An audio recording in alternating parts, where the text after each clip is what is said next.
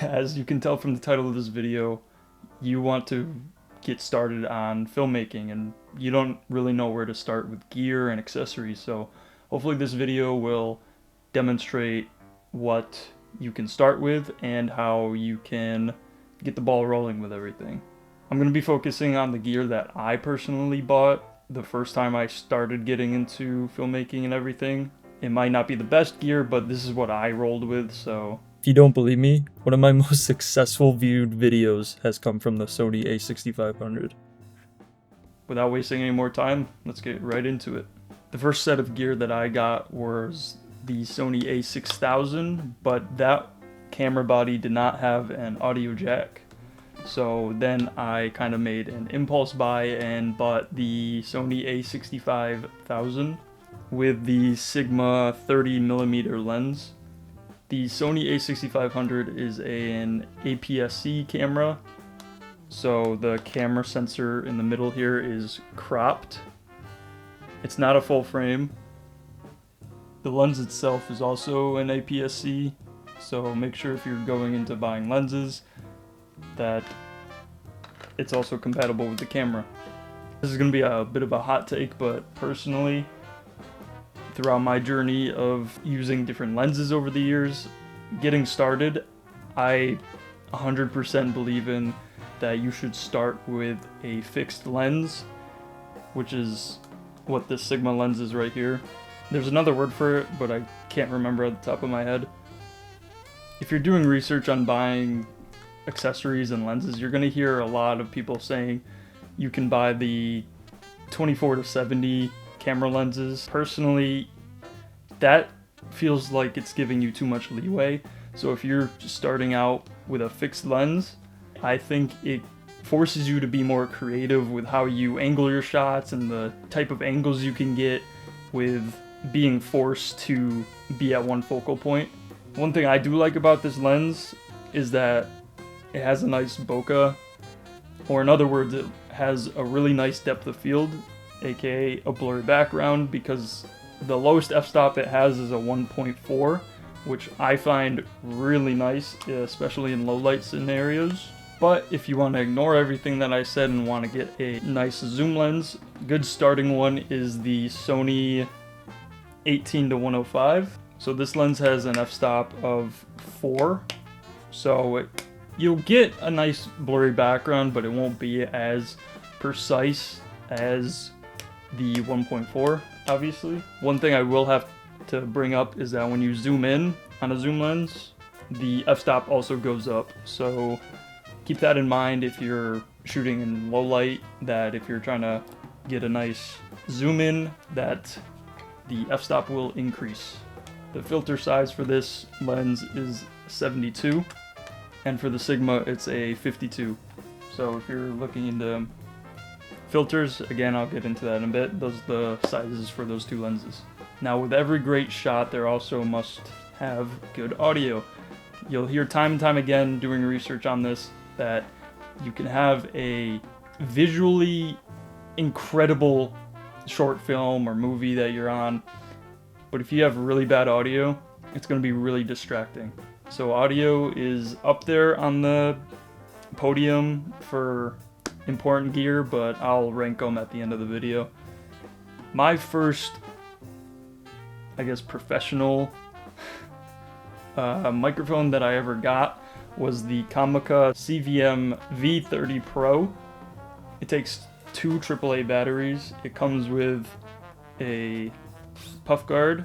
You can just slide on and off, and I think it came with a dead cat, which helps prevent like wind and stuff hitting it. It's powered by a 30 or 3.5 millimeter jack, so you can plug that straight into the camera. And also on the back there's an on and off button, but also it comes with a +10 gain option there in the middle. And then on the top it has a low pass and a high pass. I will say you will have to be very cautious on moving, like as in moving shots, because it's going to be on your camera. That the shock mount that it's on right here, you could probably hear it in the mic. that when you're moving around on the camera, it can kind of hit that. I do have a video on my channel where I was using this and I was moving the camera and you could hear it like every kunk, kunk, kunk. So just be cautious with that, but if you're careful, it won't be that big of a problem. The same brand, Kamika, whatever, they made the world's first ever wireless shotgun microphone. I forgot to bring that up. This is a shotgun microphone, so it's directional. It kind of shoots the audio in kind of like a shotgun range, where it's gonna pick up kind of on the sides, kind of like a dome here, if you can see, and then less in the back. So basically what they made was a wireless shotgun microphone that I'm actually using right now to record this. See, it's completely wireless and it's connected straight to the camera, so hopefully this isn't too loud. This is not the VM40 though. I do have the VM40. This is the VM30, I believe. It's got a gain control on the back and a transmitter connected to the camera. So I forget what the range is on this, but it's pretty decent. I've gone pretty far with it using it on a tripod, not a tripod, but a boom pole. So I had it access on a boom pole. The VM40 also has 32-bit float, which basically means you can get as loud as you want and it won't peak, and as quiet as you want, and you can still recover the audio as if it was recorded normally. However, because this is a starting kit video, it is a bit on the pricey side, maybe $140, $180, I believe. But this was probably like $112, $120, I think. A bit expensive, I know, but for getting quality audio, you're kind of gonna have to put a lot of money toward that. I just want to make a quick point. Everything in this video that I'm going to be bringing up is going to be in the description of the video toward an Amazon link or a SmallRig link. SmallRig is a company that basically runs my entire rig for my camera setup and equipment. I absolutely love SmallRig. They have the best stuff. Again, it runs my entire ecosystem of camera equipment, so if SmallRig sees this, you know, maybe we could do a little sponsor, maybe, you know, get your brand out there a bit more, you know, I could help you out. Hit me up. Another important thing is you have the camera body, you have the lens, you have the microphone, but you go to record and you have nothing. So that's where an SD card comes into play. So I think that's plenty for somebody who's just starting out, because SD cards can get pretty expensive the higher up, more gigabytes you have and the quality that you can have to record on. But if you run out of space because you're making a long short film or you don't have anything to transfer it to, you can get a smaller one, which is a 32 gigabyte one. These next few items necessarily don't need to be bought when you're first starting out, but once you get comfortable with understanding framing and storytelling, and you know, if you do go with the fixed lens option and learning how to operate with just one lens like that, then moving forward you can go on to get something like an external monitor. The very first external monitor that I got was the FeelWorld 4K monitor right here. It's got buttons on the top there. You can access the menus through it there. You can save presets on the F1s right here. It's not touchscreen, unfortunately, so you will have to be cautious with that. It comes in this nice little case here. It comes with a battery and a camera mount, so we can obviously sit on the mount there. This does take DC in and outputs. The in is 12 volts and the output is 8 volts and a full HDMI port right there. However, the Sony 65,000 has a micro HDMI port, so you will have to get an HDMI to micro HDMI cable if you want to operate this on your monitor. I was doing some research on this monitor and I cannot find it anywhere on Amazon. I don't know what happened to it. There is a FeelWorld monitor that's like a couple upgrades higher than this one, but it's not this one exactly. And I'm going to tell you why. I was trying to do some research on it.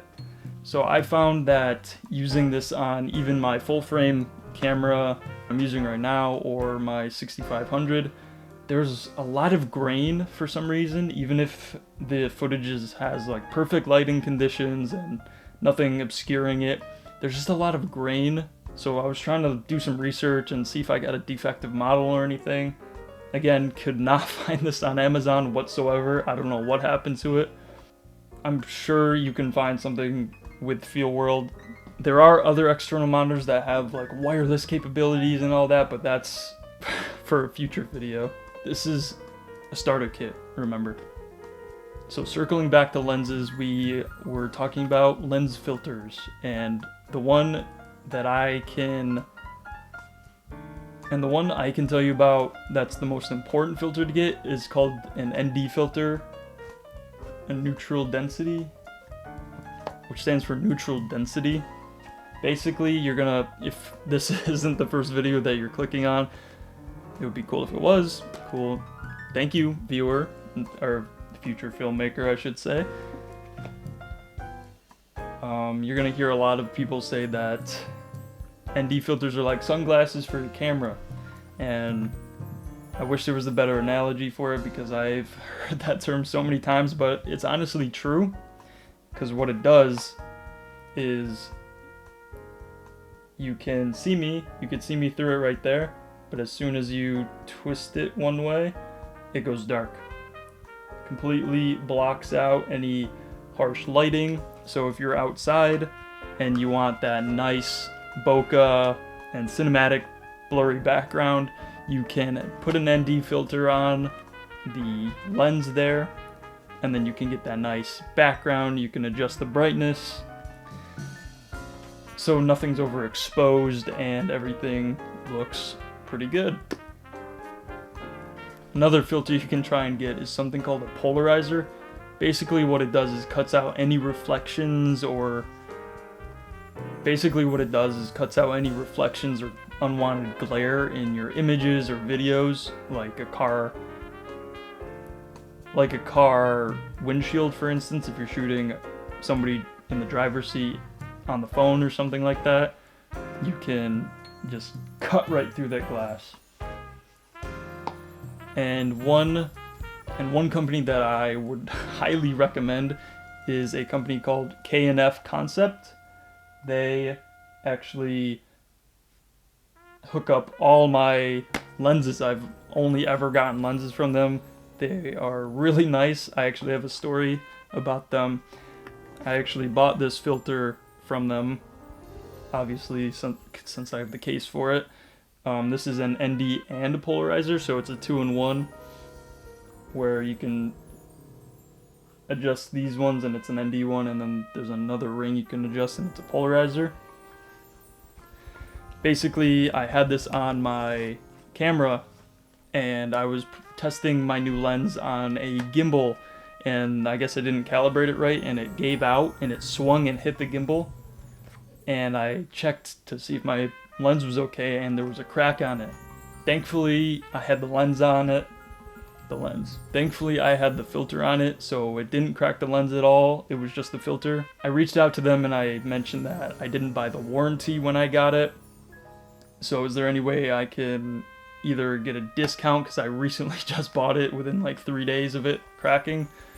I asked if I could get a discount or I could just pay full price for another one. They said that the product was covered by a warranty. We'll send one out for you for free, and you don't have to send us the broken one. So again, shout out to K&F Concept. They also have another piece of equipment I will get into. But yes, maybe another sponsorship deal. Your boy could use some cool lenses. Filters. So another important piece of gear you can get for your camera is something called a camera cage. You can see it right here. It's pretty much puts a shell around the camera there. It's got 1/4 screws all around there, so you can attach something like a magic arm. And it's also got a shoe mount, hot shoe mount right there, and on there, so you can mount the external monitor on there if you want to, so you're not looking at the tiny screen, LCD screen. Don't mind the dirtiness on there. So you're not constantly looking at the tiny LCD screen right there. Another thing I will say, since we're talking about the monitor still, this flips out one way like this. You can have it 90 degrees and shoot that way. It does not flip out so you can see yourself. There is an adapter that I have. There is an adapter you can get for it where pretty much what it does is it sits on the main hot shoe of the camera, and you can point what this weird looking ET contraption does is it goes on the main hot shoe right in the middle there and pretty much reflects anything on the bottom. You could probably see my hand there. No. But you can flip the screen up like that. I'll even power it on so you can see. So you can see everything and operating the camera. That's what I have my menu looking like. So there's that reflected into it, and you can see yourself properly. So going back to K&F Concept, I currently own 2 tripods, not from them. I have a Ulanzi tripod that I'm using right now, and some other brand. That one's my main one. I recently just bought the small rig grip handle potato jet combo, where you just push one thing and adjust the height. Can't wait to use that. But that one over there, that's holding up my light actually, is my main one. I love that one to death. I bought it like 3 years ago and it still holds up. I can't stress enough. I did look just before I started recording that these 2 tripods actually are unavailable on Amazon, so maybe they'll come back. They'll still be in the description of the video just in case you want to check it out, but as of right now, when I'm recording this, they're both unavailable. But K&F Concept also has tripods, so for an affordable price, actually, a decent tripod goes for maybe a couple $100, you know, in those triple digits. Not ideal for when you're first starting out, but a tripod is very important because you bought all the lenses, filters, camera, you don't want anything to happen to it, so having a good tripod you can mount the camera to is very important. Now, depending on if you're going on the road or trip to nature walk somewhere, you don't want to carry everything in your arms, because that's a good way to break your equipment by tripping on something. So investing in either a camera bag like this, comes with a little shoulder pouch like that. It's got a buckle in the front there so it stays strapped. It's got a couple dividers there where you can put all sorts of accessories. It's got a front zipper pocket and 2 on the side there. That one's my first ever bag that I traveled with, so it's a bit nostalgic for me. But then I upgraded to a camera bag like this, where it's just a normal backpack and you can open it up, and just like that, it's got more dividers. So basically just that bag, but also with a handy dandy tripod pocket right there you can stuff your tripod in. So that does it for my gear that I first started with, and hopefully you picked up on something that inspires you to get started with filmmaking. Filmmaking isn't the cheapest hobby. I'm sure you know that. That's why you're watching this. So you don't have to buy everything at once. You could buy the camera and the lens itself and then just practice framing and getting rule of thirds down, and maybe do a silent film if you want to, just so you have some time to save up your money and buy equipment. Not saying you should spend your entire paycheck on getting camera equipment like I do, but it's nice to practice one thing before you move on to the next, so you get all of this gear and stuff and you don't know how it works. The camera doesn't tell the story, the person behind the camera does. So getting comfortable with how the camera works and how it functions with settings and different lenses, you can really get a feel for what type of story you want to tell. Now, an honorable mention before I close out this video is another form of microphone called the lavalier mic. I'm sure you've seen videos of people having squares clipped onto their shirts and stuff like that. Those are called the Rode Pros those are called the Rode Wireless Pros or Goes or whatever, because there's a couple different versions of them as of right now, but they are really pricey for good reason too. They have really good audio. I personally have a set of them.